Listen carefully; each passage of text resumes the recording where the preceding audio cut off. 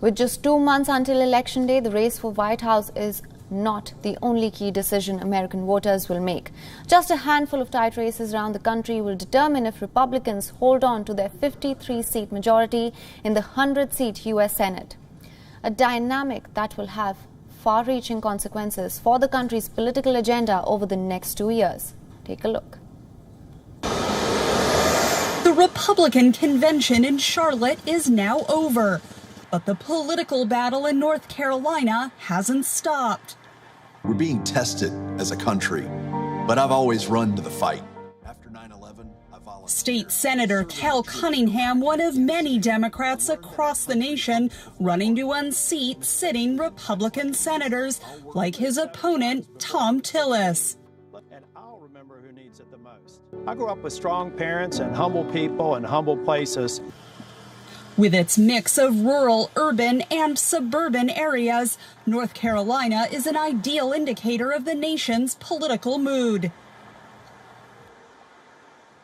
North Carolina is very much a microcosm of the nation as a whole because our state is very bitterly divided. It's that last sliver of persuadable voters that could flip from one side to the other that really makes North Carolina as competitive as any place else in the country.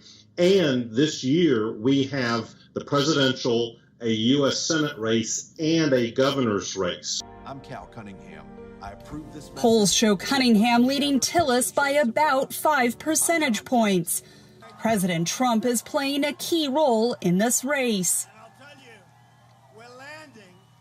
I think the national dynamics plays out here in North Carolina, particularly for the U.S. Senate race, just because Thom Tillis was so closely aligned to President Trump before COVID. But when COVID hit, he kind of started to tack more towards the middle, not really talking about Donald Trump.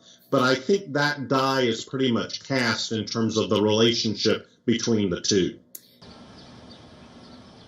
The coronavirus is also a key issue in Iowa, where Republican Senator Joni Ernst, we thought we had seen the worst, is locked in a debate with Democratic challenger Teresa Greenfield.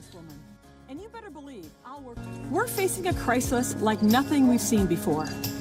Over the severity of the pandemic, a sign the national dynamic will play more of a role in the Senate races this election cycle, analysts say. We're waiting to see how folks either defend the president in his handling of the coronavirus pandemic or whether they're trying to distance themselves a little bit, and that'll depend on how much it's impacted the state and how much that particular senator, Joni Ernst in this example, is willing to attach herself to a president who's by and large hasn't received glowing reviews by how he's handled this pandemic.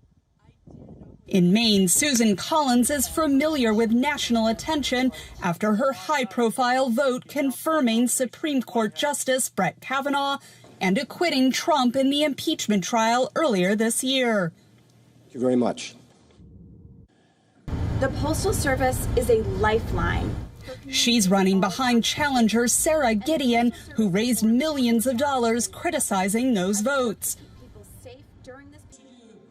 But in Alabama, President Trump's support for Republican Tommy Tuberville has been a huge boost, giving him a double-digit lead over Democrat Doug Jones, who will likely lose his seat. And it's all going to come down to turnout, and especially in places where Trump surprisingly won in 2016, and those abilities of those senators to use their state dynamics independently from the nationalized Trump election, right? To speak to their specific states, to distance themselves when appropriate, to align themselves when appropriate. Democrats also hope to win seats in Colorado and Arizona. They will need to pick up 3 seats if Biden wins, 4 seats if Trump wins. Catherine Gibson, VOA News, Washington.